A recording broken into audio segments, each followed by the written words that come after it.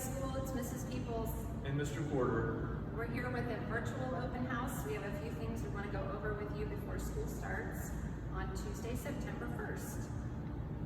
First thing, when you come to school in the morning, we're going to have you coming in different entrances than you normally would.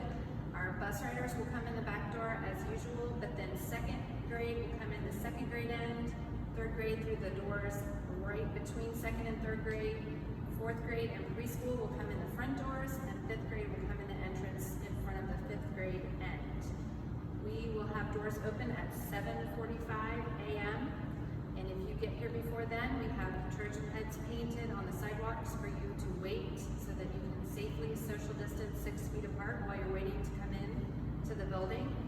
And then when you come in the building, you're going to go straight to homeroom and have breakfast in your classroom with your homeroom teacher.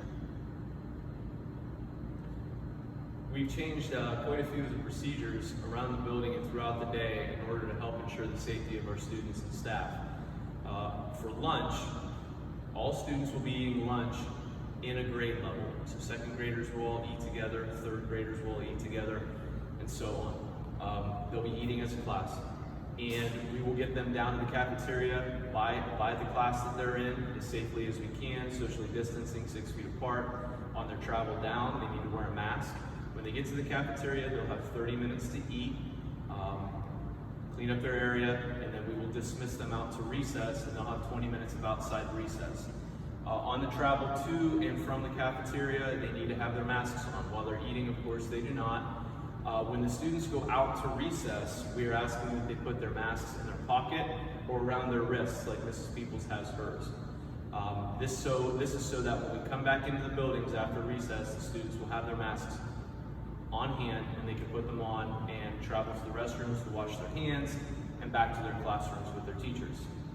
Recess is set up a little bit differently. We're going to create zones on the playground so that we can keep classes together. So for instance, Mrs. Hayes' students in second grade, they might be on the swing set and the swing set zone only on Tuesdays, and then they'll rotate to a different zone throughout the week. We do hope that to be able to use all of the equipment on the playground, and it will be sanitized by custodians after use before another group of students enters the playground.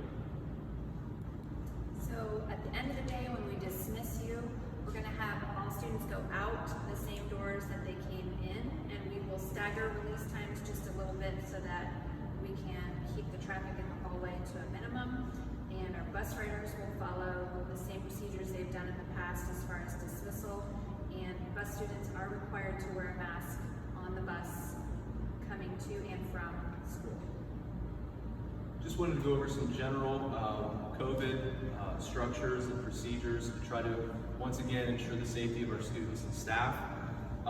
There are going to be stickers throughout the building, some located on the floors, some located in the hallways, on the walls, to help remind students where and when to socially distance, such as waiting in the hallway outside the cafeteria to enter for lunch, as well as to remind students about proper hand washing, things of that nature.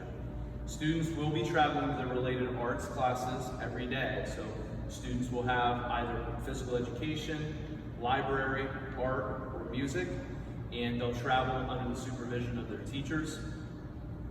Per the Ohio Department of Health and Governor DeWine, students are required to wear a mask at school. We intend to give students mask breaks at various times throughout the day, so long as social distancing can be achieved. We will be discussing expectations for mask wearing with students when they arrive next week. Students are permitted to bring water bottles and refill them at drinking fountains or water bottle filling stations around the building. As of right now, public drinking fountains for individual use are not permitted or not available in our buildings. So if you want to send your child to school with a water bottle, a fillable water bottle, you can do so. Sports drinks like Gatorade, Powerade, flavored water are fine, but please do not send your child to school with sugary carbonated drinks like pop. We intend to make hand washing an emphasis with students this year and have them washing hands frequently throughout the school day. We will also have hand sanitizer stations throughout the building. The district intends to provide every student with a book bag. We would like you to use that book bag to transport Chromebooks back and forth to school. And students should be taking their Chromebook home every day at the end of the day and bring it back with them to school each day. So those should be going back and forth each day. A charger will be provided, and we would request that they come back to school charged if possible. If you send lunch money with your child, please put it in an envelope with your child's name on it, and do not send loose money to school.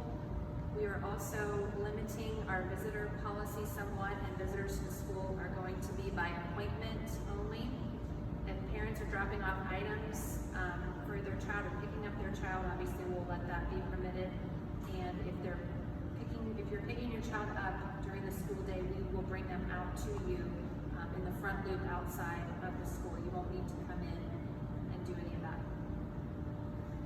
We do have a number of students that are going to be learning remotely, so we just wanted to provide an overview of that. Our teachers have been working diligently and will be working throughout the school year, well, at least until we can get everyone back every day, to make sure that remote learning is possible and available for our students.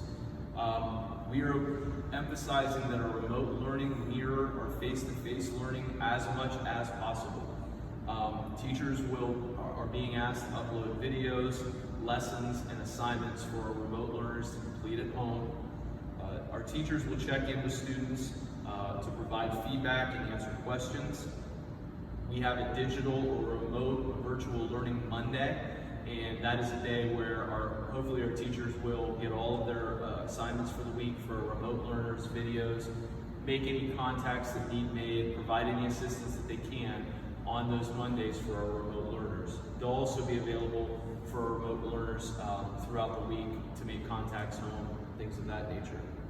Remote students need to log in each school day for attendance purposes. Remote students will be issued letter grades. Failure to complete satisfactory work at home can negatively affect students' overall grades and may result in failure. So we need to make sure parents of remote learners that our students are completing their work in a timely fashion. It needs to be of high quality. We still want the rigor and high expectations for our remote learners that we have for in-person learners, and we really need parents' help at holding our children accountable to making sure that their remote work gets done well and on time. We've been back here for several weeks getting everything ready, and we cannot wait to see our students back in these hallways. We've missed you. We hope you've had a great summer, and we hope you're as ready to get back as we are to have you. We'll see you soon. See you next week.